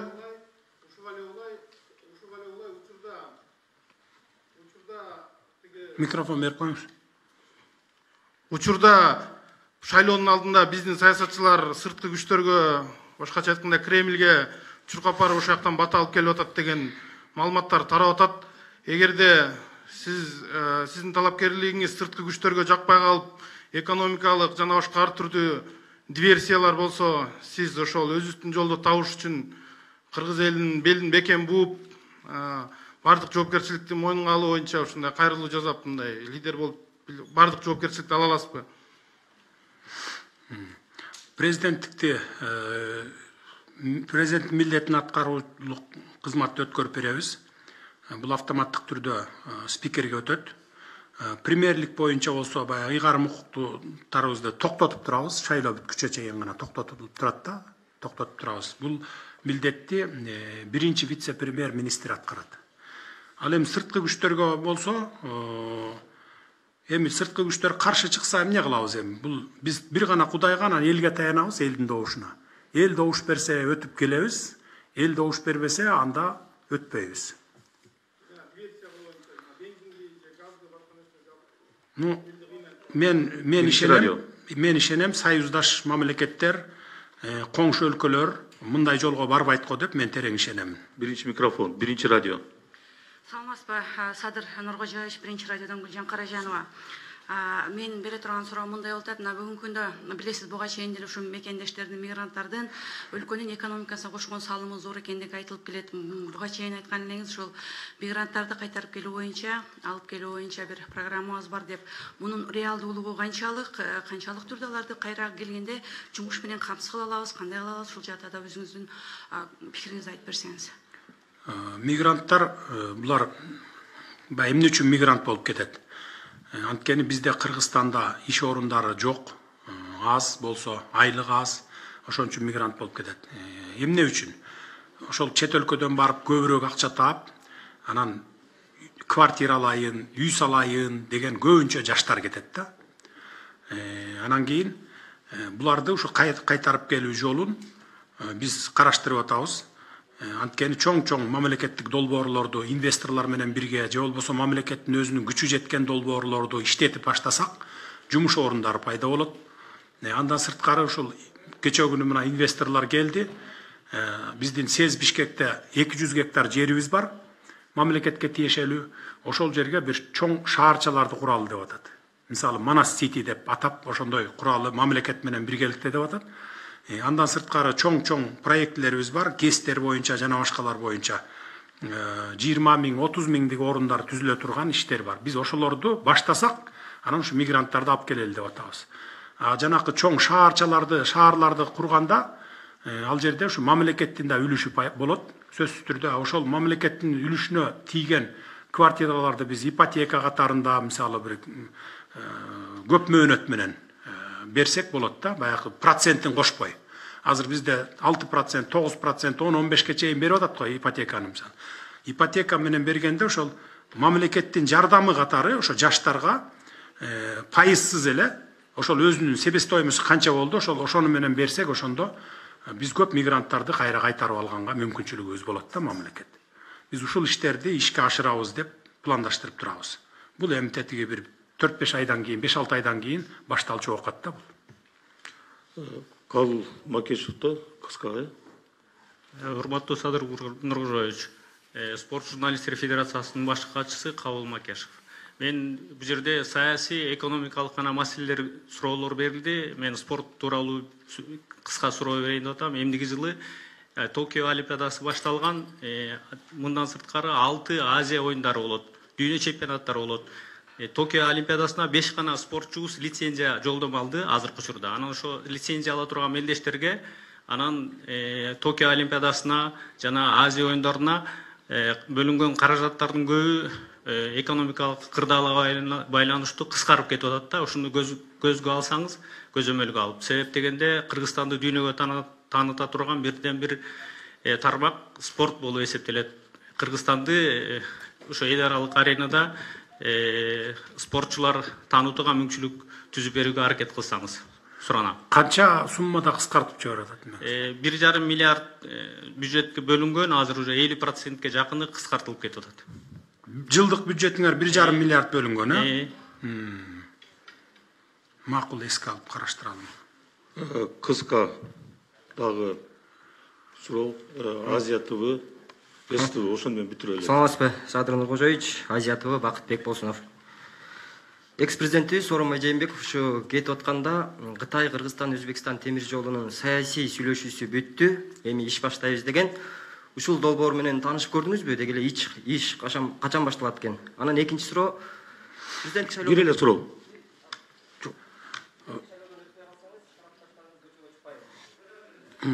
Бул боюнча, темир жол боюнча мен айтып коеюн, толук маалымат ала элекмин. Мындай үстүртөн маалымат алдык. Аган убакыт жете элек. Муну бул бир эле күндө отура калып чечип койчу маселе эмес да. Муну тереңден изилдешибиз керек, көрүш керек, баягы жолдорун караштырабыз.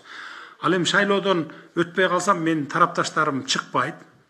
Антип биз неме кылбайбыз. Мындай бир кандай десем, бир талаптарды, катуу талаптарды койбойбуз. Мен жеке өзүм наоборот тескерисинче суранам.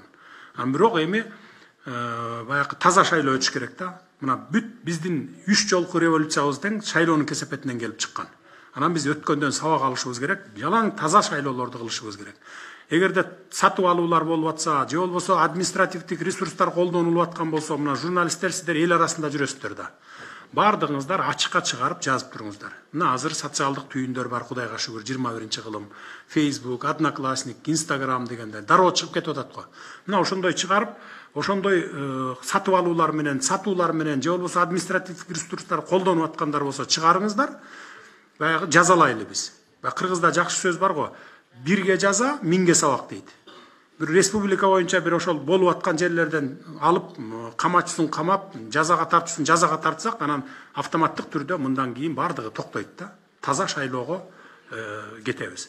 Анан еще дагы бир долбоор бар, ушул боюнча, таза шайлоо боюнча. блокчейн системасын киргизебиз деген ушу аракеттерди жүрүп атабыз. Азыр иш жүрүп атат. Бул деген сөз баягы Центр избиркомдун ролун ошол блокчейн системасы эле аткарып коет да. Мисалы бүт сыртта жүргөн, Россиядабы, Америкадабы, Казакстандабы жүргөн кыргыз жаранында добуш бере ала турган системага алып келебиз деп атабыз азыр биз. Анан кайсы айылдан туруп добуш берсеңиз, автоматтык түрдө сиздин добушуңуз саналып турат. Бул жерде жасалмалоо, бурмалоо деген болбойт да. Ошону биз автоматташтырып коелу деген ушундай ниет менен азыр иштер кетип атат азыр. Эми президенттик шайлоого үлгүрбөсөк дагы балким кийинки келе жаткан парламенттик шайлоону ошол система менен өткөзүп калабыз го деген үмүтүбүз чоң. Эгер үлгүрүп калсак ага чейин. Акыркы суроо СТВ телеканалы. Здравствуйте, Садыр Нургоджоевич, Рахат Батырбекова, журналист Чуйского медиацентра СТП. Вы только что сказали, что мы голос народа, то есть СМИ. К нам в редакцию не раз обращались граждане Кыргызской республики о том, что они не могут вылететь из страны, то есть в Российскую Федерацию. И в последний раз к нам обратилась студентка Кемеровского университета. При наличии всех документов она не может вылететь в Россию, именно в Москву. Недавно только с аэропорта Манас ее, можно сказать, выволокли оттуда. И вот у меня такой вопрос. Вообще, есть ли такой орган, который регулирует стоимость авиабилетов? И вообще, именно работу авиакомпании «Аэрофлот», потому что, как мы знаем, во всех интернет-пространствах мы видим, что именно у кассы авиакомпании «Аэрофлот» собирается толпа людей. Бул маселе боюнча бул биздин мамлекет тарабынан бут тосуулар болуп аткан жок. Бул ошол биздин союздаш Россия мамлекети тарабынан баягы каралчу маселе. Бүгүнкү телефондук сүйлөшүүлөрдө ушул жөнүндө сөз болот. Мен суранып айтып кетем бул боюнча. Урматтуу кесиптештер, бүгүнкү маалымат жыйынды аяктап жатып, жыйынтоочу сөздү Нургожоевич Жапаров сизге. Урматтуу журналисттер, бүгүнкү жыйынга келип бергениңиздер үчүн чоң ыраазычылык билдиребиз. Менин эшигим сиздер үчүн дайыма ачык. Анан дагы бир жолу, акыркы жолу кайталап кетем. Маалыматтарды мындай так маалыматтарды жеткизип турасыздар деп ишенемин. Эгерде кандайдыр бир кара пиарлар пайда болуп, ушундай маалымат, массалык маалымат майданында пайда болсо, өкмөттүн иши боюнча, президенттин иши боюнча же болбосо ошо кандидаттарды мен жөнүндө болсо, дароо мага чыксаңыздар болот. Менин эшигим дайыма ачык, сиздер үчүн мен ачыкмын. Мен жашыра турган эч нерсем жок сиздерге, жалпы коомчулукка баарын болгондой айтып турамын. Чоң рахмат, кийинки жолугушканга чейин саламатта болуңуздар. Рахмат баарыңыздарга.